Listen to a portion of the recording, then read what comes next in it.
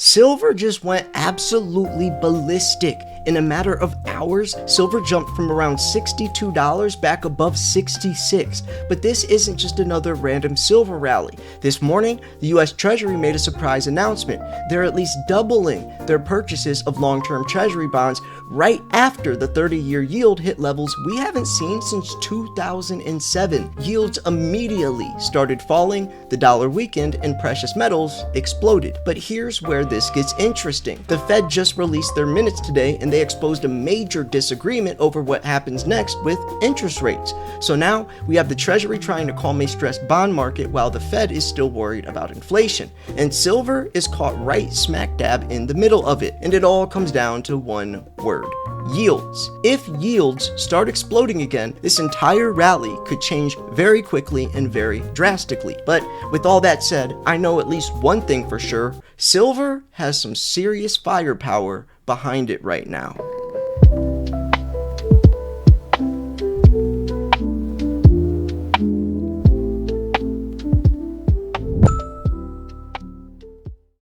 Alright, Silver Stackers, this is your daily debrief. My name is Silver Slayer, and let's just jump straight into it. Look at this chart of silver.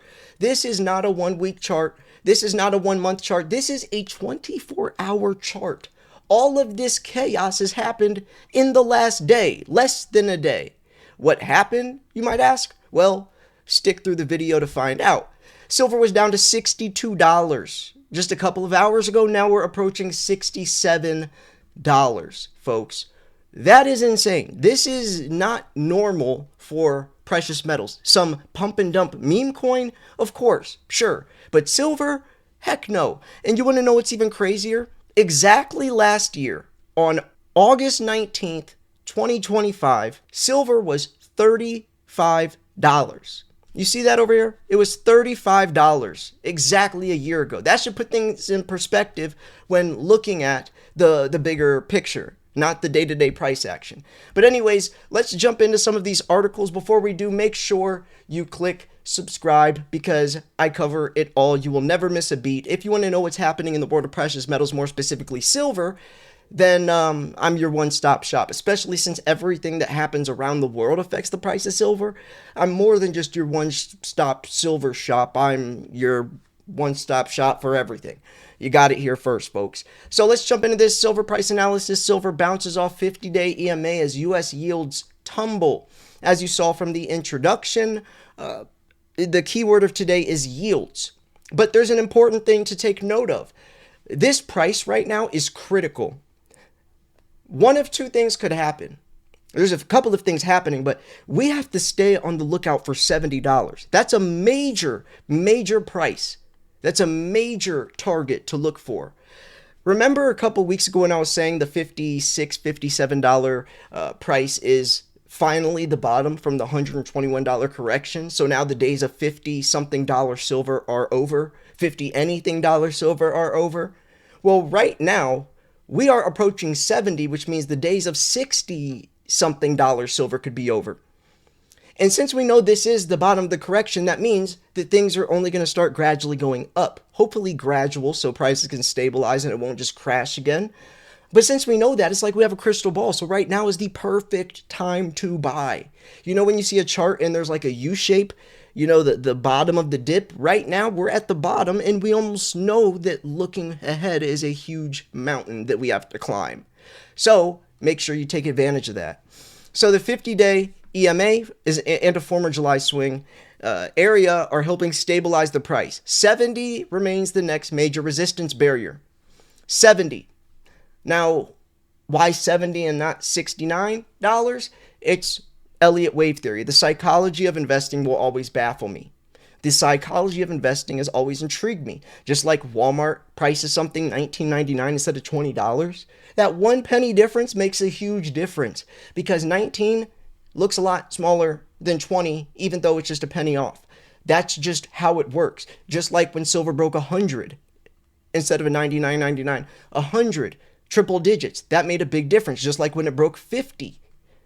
That made a big difference. So if we get to 70, there's a better chance that it will go to mid 70s instead of going back down. Now, of course, we have no idea. There's going to be a lot of choppiness, but this is silver's proving that it's holding its ground, and we're going to go back up towards 100. And remember, it was $35 this time last year, and look what happened by the beginning of the next year.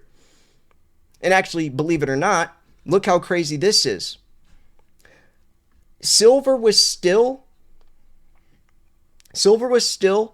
on November 19th, silver was $49.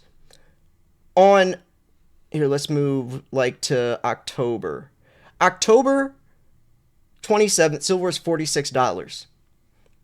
Who would have guessed that it was 46, not even the all-time high yet, and then a couple months later, literally just 2 months later, we would get to that. Who would have thought?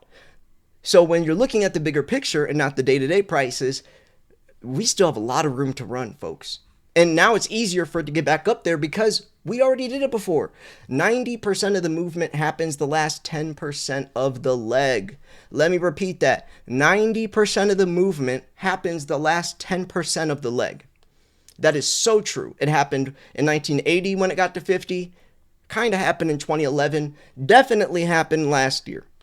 So the silver market has bounced a little bit after initially dipping on Wednesday as rates have taken a bit of a tumble in America. And that, of course, will help silver most of the time. But we also have the 50-day EMA coming into the picture, and technical traders are more likely than not watching this.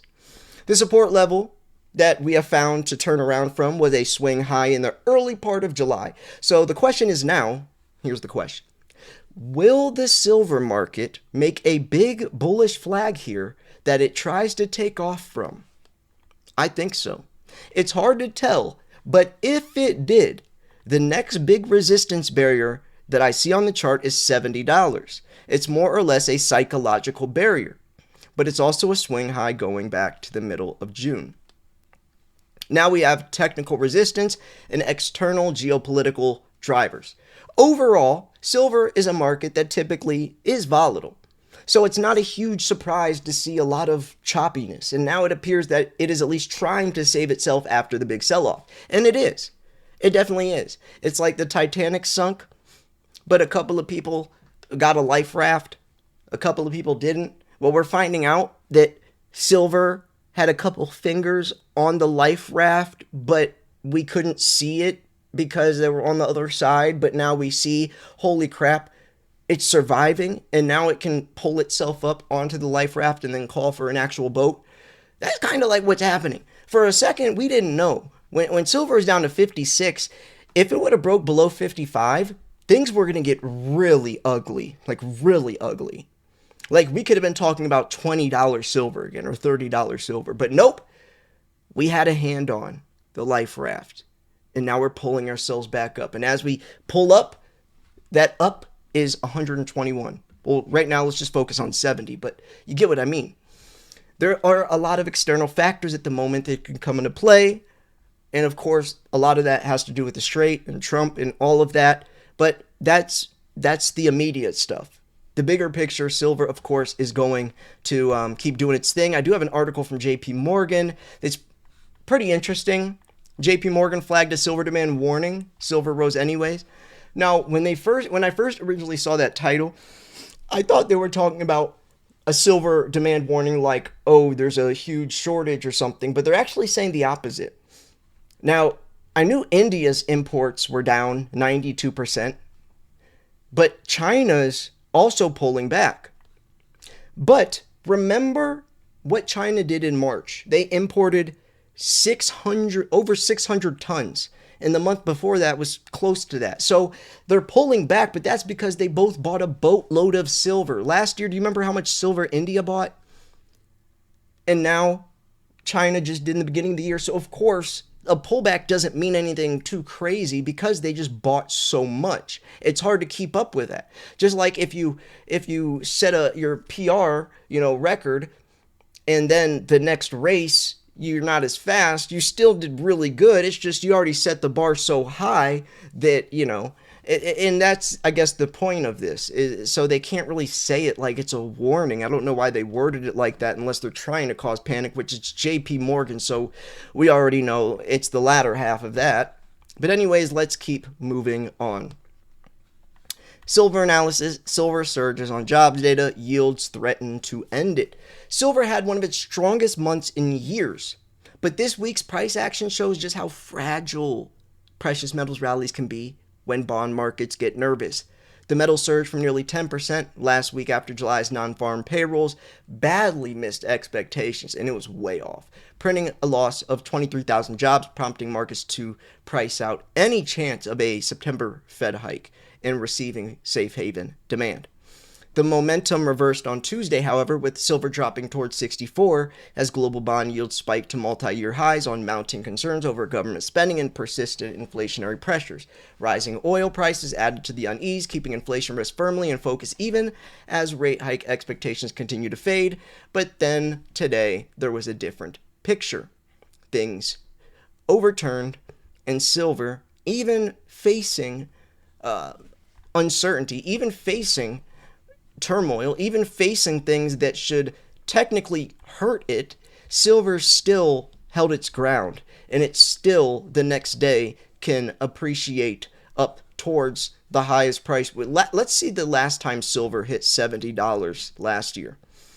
The first time silver hit 70 last year was the exact date was December 22nd, 2025, 3 days before my book got published.